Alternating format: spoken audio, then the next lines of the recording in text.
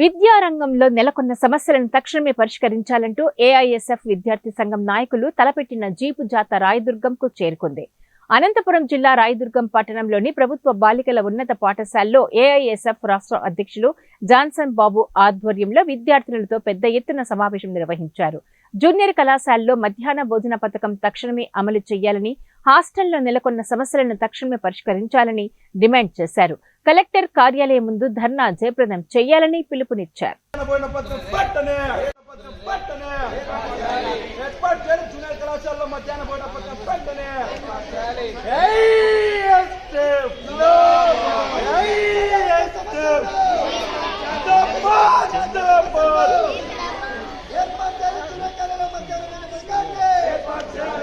ఉంది 8 ఏళ్లగా విద్యార్థులకు ట్రంకు పెట్లు, దుప్పట్లు, గ్లాసులు, ప్లేట్లు, కనీసం దోమతెరలు కూడా ఇచ్చే పరిస్థితి లేకుండా పోయింది. 8 ఏళ్లుగా విద్యార్థులు ఇబ్బంది పడతా ఉన్నారు.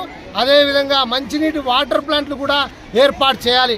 ఇవాళ బోర్ నీళ్లు తాగడం వల్ల విద్యార్థులకు మరి కాల్షియం దెబ్బతిని అనారోగ్యానికి గురయ్యే పరిస్థితి హాస్టల్ విద్యార్థులకు ఉంది. అదేవిధంగా నాణ్యతమైనటువంటి ఆహారాన్ని అందించాలి. గురుకులాలకు సంబంధించి కూడా ఈ రాయలసీమ జిల్లాలో ప్రధానంగా అనంతపురం జిల్లా కరువు జిల్లా.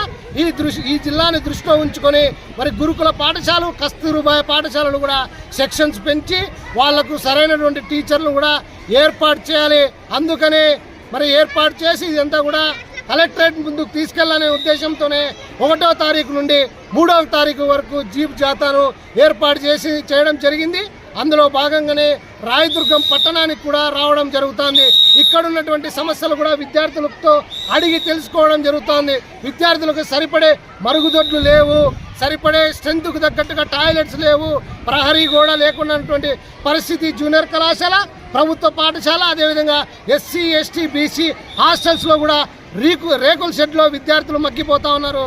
దీనిపైన కూడా వచ్చే 6వ తారీఖున ఇది కూడా డిమాండ్స్ చేర్చుకొని పెద్ద ఎత్తున ఉద్యమానికి శ్రీకారం చుడతామని చెప్పేసి ఈ ఎన్డీఏ ప్రభుత్వాన్ని ఇప్పుడైనా సరే, కొత్త ప్రభుత్వం వచ్చింది, ఈ ప్రభుత్వం వెంటనే స్పందించాలని చెప్పేసి ప్రధానంగా డిమాండ్ చేస్తూ ఉన్నాం.